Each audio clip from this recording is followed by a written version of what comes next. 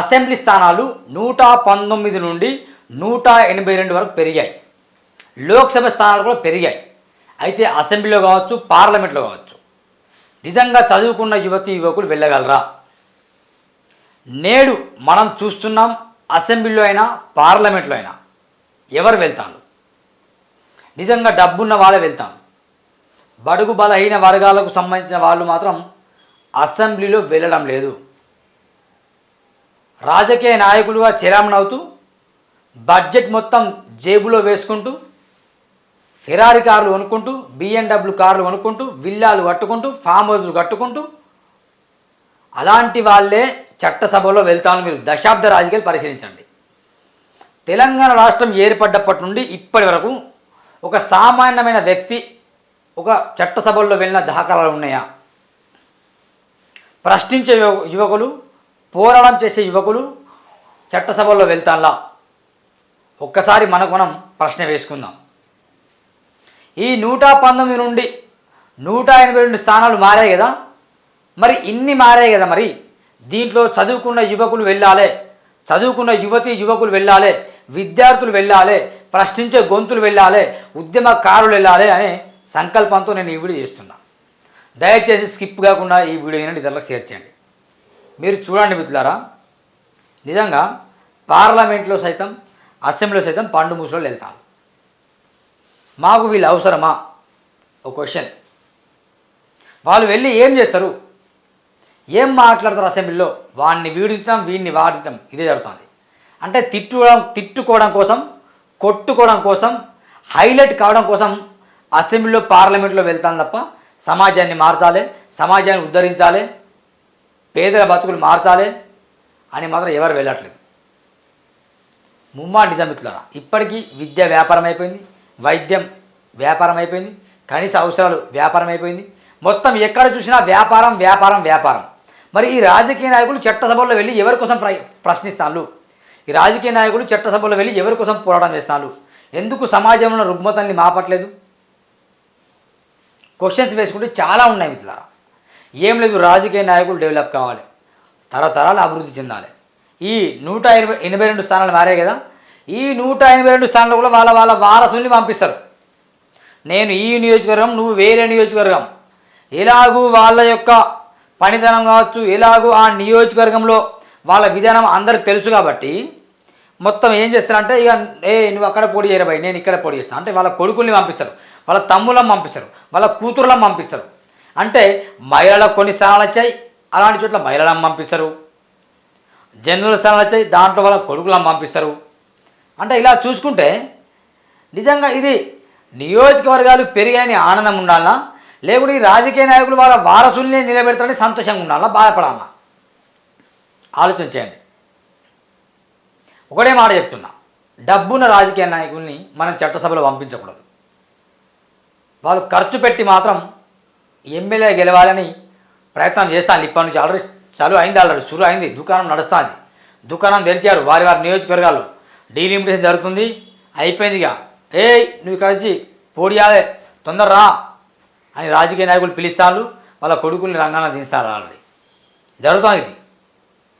కాబట్టి ఈ డీలిమిటేషన్ జరిగిన సంతోషపడదాం, కానీ 182 స్థానాలు మాత్రం ఖచ్చితంగా యువతీ యువకులు పోటీ చేయాలి అనే కాన్సెప్ట్ మాత్రం ప్రతి ఒక్కరిలో బలంగా ఉండాలి. ఒకవేళ నిజంగా నేను పోటీ చేయను, ఒకవేళ పోటీ చేయకుండా కానీ ఎవరైతే చదువుకున్న వ్యక్తులు మీ నియోజకవర్గంలో పోటీ చేస్తారో వాళ్ళకి సపోర్ట్ చేయండి. చదువుకున్న వ్యక్తులు లేరు, ఉన్నారు. డబ్బులు పంచని నాయకులు, సబ్జెక్ట్ నాలెడ్జ్ కలిగిన వ్యక్తులు చాలామంది ఉన్నారు, కానీ వాళ్ళకు జనాలే ఓటేరు. జనాలకు ఎప్పుడు ఒకటే కావాలి, ప్రచారాలు ఎవరు బాగా ఇస్తాను, ఎవరో డబ్బులు ఇస్తారు, ఇదే చూస్తారు జనాలు. కానీ చదువుకున్న వ్యక్తి మరి గెలిస్తే మా పిల్లలకు ఉచిత వైద్యం వస్తుంది, ఉచిత విద్య వస్తుంది, కనీస అవసరాలు తీరుతాయి, అన్ని గ్రామం మారుతుంది, మండలం మారుతుంది, నియోజకవర్గం మారుతుంది. మరి ఈసారి చదువుకున్న వ్యక్తుల్ని చట్టసభలో పంపించాలనే సోయి ప్రజలకు లేదు. మా నాయకుడు, గతంలో మా నాయకుడు దేవుడు భయ్, ఆ నాయకుడిని గెలిపిస్తాం, వాళ్ళ కొడుకులనే గెలిపిస్తామని జనాలు అంటారు. ఇట్లా ఉంటే సమాజం మారదు. 182 కాదు, 282 స్థానాలు మారినా కూడా తెలంగాణ రాష్ట్రం అభివృద్ధి చెందదు.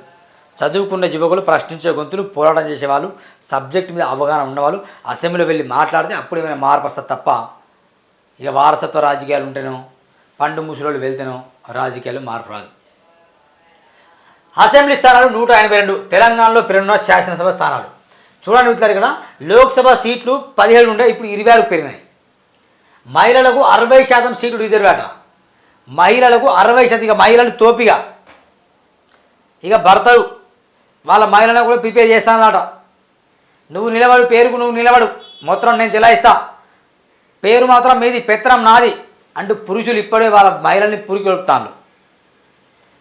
చూడండి 2011 జనాభా లెక్క పెరుగున్న సీట్లు ఇవట. సామాజిక వర్గం ఎస్టీలకు 16 సీట్లు మొత్తం. దాంట్లో ఎస్టీలలో 16 సీట్లలో 11% జనరల్. అంటే ఎస్టీ వాళ్ళే ఎవరన్నా పోటీ చేయొచ్చు, మహిళలు పురుషులు ఎవరన్నా పోటీ చేయొచ్చు. కానీ స్పెషల్గా మహిళలకు మాత్రం 5 సీట్లు ఉన్నాయి ఎస్టీలకు. అంటే 5 అసెంబ్లీలో వెళ్ళాల్సిందే. ఖచ్చితంగా 2028-29లో ఎలక్షన్ జరిగితే 5 ఎస్టీలు ఖచ్చితంగా అసెంబ్లీలో ఉండాల్సిందే. వాళ్ళు ఏ పార్టీ అయినా ఉండాల్సిందే. ఈ 16 జనరల్ స్థానాల్లో మాత్రం ఎవరన్నా పోటీ చేయొచ్చు, అది ఎస్టీ వాళ్ళు. ఇక ఎస్సీలో 28 మొత్తం సీట్లు ఉంటే దానిలో జనరల్ స్థానాలు 19. అంటే దీనిలో జనరల్లో ఎవరైనా పోటీ చేయొచ్చు. ఎవరైనా అంటే ఎస్సీలోనే ఎవరైనా మహిళలు పురుషులు ఎవరైనా పోటీ చేయొచ్చు. కానీ ఖచ్చితంగా మహిళలకు మాత్రం 9 సీట్లు ఉన్నాయి. ఎన్ని 28 సీట్లలో 9 సీట్లు ఉన్నాయి.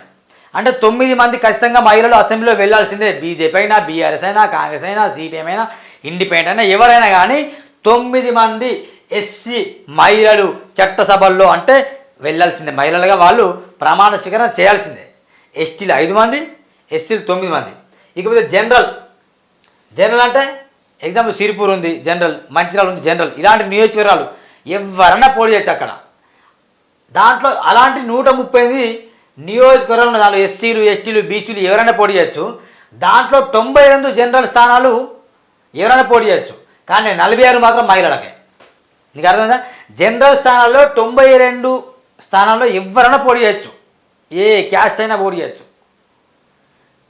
కానీ 46 మంది మాత్రం జనరల్ స్థానాలలో ఖచ్చితంగా మహిళలే పోటీ చేయాలి.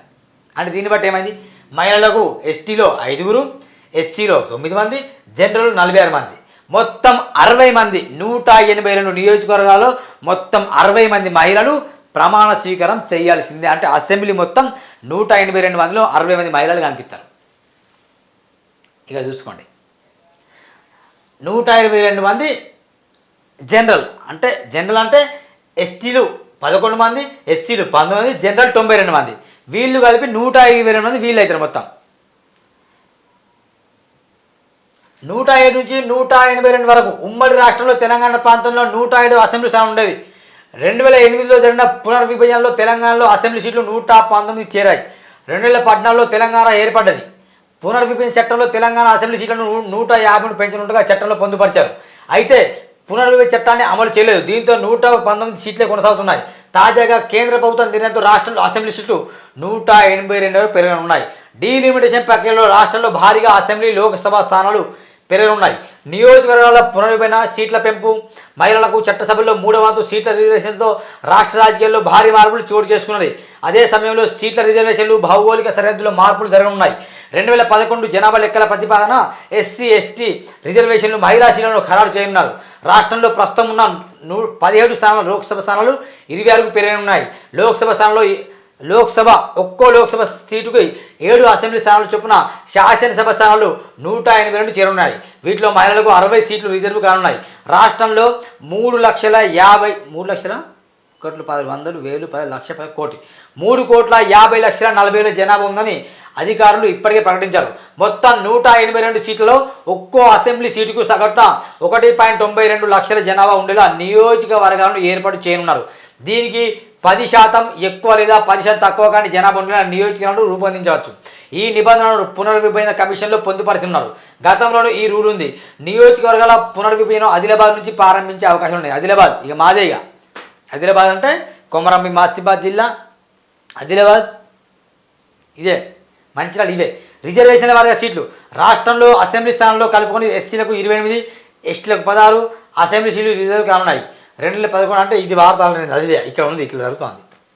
ఇక లోక్సభ మాత్రం చూడండి, తెలంగాణలో 17 ఉండే ఇప్పుడు 26 పెడుతున్నాయి, 26. తమిళనాడులో 39 ఉండే 59, కర్ణాటకలో 28, 42 పెరిగినాయి. ఆంధ్రప్రదేశ్లో 25 ఉండే 38, తెలంగాణలో 20 ఉండే 26, కేరళంలో 20 ఉండే 30, మొత్తం 66 పెరిగినాయి అట లోక్సభ స్థానం దక్షిణాదిలో. అయితే ఉత్తరాదిలో ఎన్ని పెరిగినాయి? 101 పెరిగినాయి. ఇప్పుడు చాలామంది ఏమన్నారంటే ఉత్తరాదిలో న్యాయం జరిగింది, ఇక్కడ అన్యాయం అని అంటాను. కానీ వాస్తవానికి ఎక్కడ ఎవరికి అన్యాయం న్యాయం జరగలే, బరాబరే ఉంది, అందరికీ ఈక్వల్గా అనిపిస్తుంది. ఎందుకంటే ఆల్రెడీ ఉత్తరాదిలో అసెంబ్లీ స్థానాలు విపరీతంగా ఉన్నాయి కాబట్టి దానికి తగ్గట్టే వాళ్ళు లోక్సభ స్థానాలు పెంచారు, అది కరెక్టే. ఇక్కడ దక్షిణాదిలో కూడా అసెంబ్లీ స్థానాలు తగ్గట్టే లోక్సభ స్థానాలు పెంచారు. అయితే ఉత్తరప్రదేశ్లో 80 ఉండే 120 అయినాయి, బీహార్ 40 ఉండే 60 అయినాయి, మధ్యప్రదేశ్లో 29 ఉండే 44 ఉన్నాయి, రాజస్థాన్లో 25 ఉండే 35 అయినాయి, గుజరాత్లో 20 ఉండే 39, మొత్తం 101 అయినాయి. గమనించాలి మిత్రులారా, ఇది మొత్తం మరి ఇప్పుడు ఒకటే నేను కోరుకుంటున్నా, ఖచ్చితంగా అసెంబ్లీలో పార్లమెంట్లో మొత్తం ఖచ్చితంగా యువత పోటీ చేయాలి, యువకులు నడుము బిగించాలి, ఖచ్చితంగా పోటీ చేయాల్సిందే. చదువుకున్న వాళ్ళు చట్టసభల్లో నిలబడాల్సిందే, ప్రశ్నించాల్సిందే, పోరాటం చేయాల్సిందే. ఇక ఎవరి పప్పుడు ఉలుకవు, రాజకీయ నాయకులు భయపడకండి, భజన చేయకండి చెప్తున్నా. నిజంగా మీరు యువతగా అడుగులు ముందుకండి, సూర్యనాటి మీకు అండగా ఉంటుంది. ఓకేనా? ఈ 182 స్థానాల్లో బరాబర్ 182 స్థానాల్లో బరాబర్ ఇక నిలబడవలసిందే. యువత మీరు నడుము బిగించండి. తక్కువ జనాభా మీ గ్రామాల్లో, మండలాల్లో, నియోజకవర్గాల్లో వెళ్ళండి. నేను చదువుకున్న యువత, అమ్మ నాకు ఓటైనా అని చెప్పండి. డబ్బులు ఇవ్వకండి, డబ్బులు ఇచ్చే రాజకీయ నాయకుల విధానం చెప్పండి ప్రజలకు. అమ్ముడు పోతే ఎలాంటి నష్టం వస్తుందో చెప్పండి. ఏమో లెట్సి చూద్దాం. కనీసం 182 స్థానాల్లో చదువుకున్న మహిళలు ఎట్లా వెళ్తారు, మరి చదువుకున్న యువకులు జనరల్ స్థానం నిలబడే వాళ్ళు ఒక 40 మంది చట్టసభలు వెళ్తే అత్యద్భుతంగా మారుతుంది తెలంగాణ రాష్ట్రం. ఇదే మా పోరాటం. చూడండి Suravan TV. Thank you very much.